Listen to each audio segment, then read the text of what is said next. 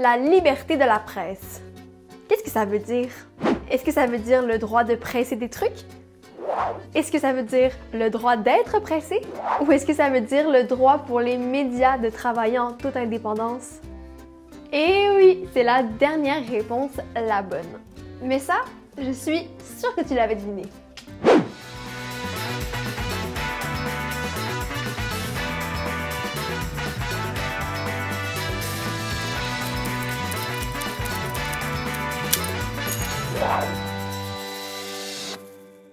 Chaque année, le 3 mai, on célèbre la Journée mondiale de la liberté de la presse. La liberté de la presse garantit aux journalistes la liberté d'enquêter librement et d'informer les citoyens et citoyennes. Un peu comme les as de l'info t'informent des dernières nouvelles. Grâce à cette liberté, qui découle de la liberté d'expression inscrite dans la Déclaration universelle des droits de l'homme, les médias sont libres d'exprimer des avis différents, de débattre et de critiquer.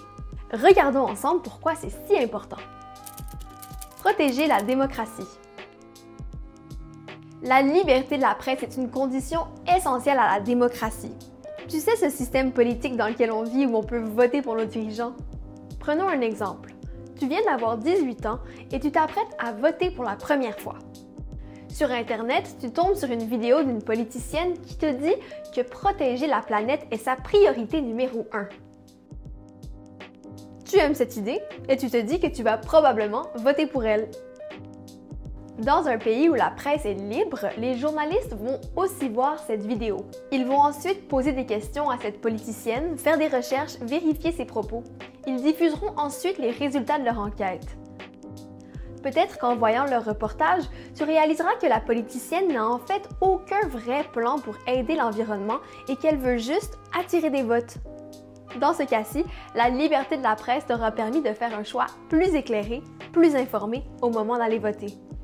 Mais dans un pays où il n'y a pas de liberté de la presse, cette politicienne pourrait interdire aux journalistes de publier quoi que ce soit qui n'est pas en sa faveur. Et tu voteras pour elle, croyant faire la bonne chose, alors qu'en fait, il te manque plein d'informations pour avoir une idée juste de son programme politique. C'est pour ça qu'on dit que les journalistes sont les chiens de garde de la démocratie, c'est-à-dire qu'ils la protègent et s'assurent qu'elle fonctionne comme elle le devrait. Mais les médias aussi ont une part de responsabilité.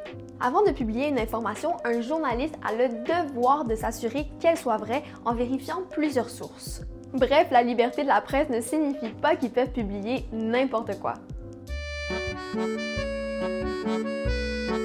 C'est en Europe qu'on a vu apparaître l'idée de la liberté de la presse. En 1766, la Suède devient le premier pays au monde à adopter une loi qui garantit la liberté de la presse. D'autres pays ont ensuite tranquillement emboîté le pas et c'est en 1993, donc plus de 200 ans plus tard, que les Nations Unies proclament le 3 mai Journée mondiale de la liberté de la presse. Le cas des États autoritaires. Dans les États autoritaires comme la Chine, la Corée du Nord, la Russie ou l'Iran, les gouvernements pratiquent la censure. Ça veut dire qu'ils n'autorisent que les médias qui parlent d'eux de manière positive.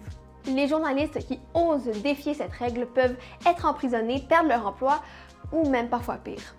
Dans ces pays, souvent, Internet est coupé ou limité pour empêcher à la population d'accéder à de l'information provenant des autres pays.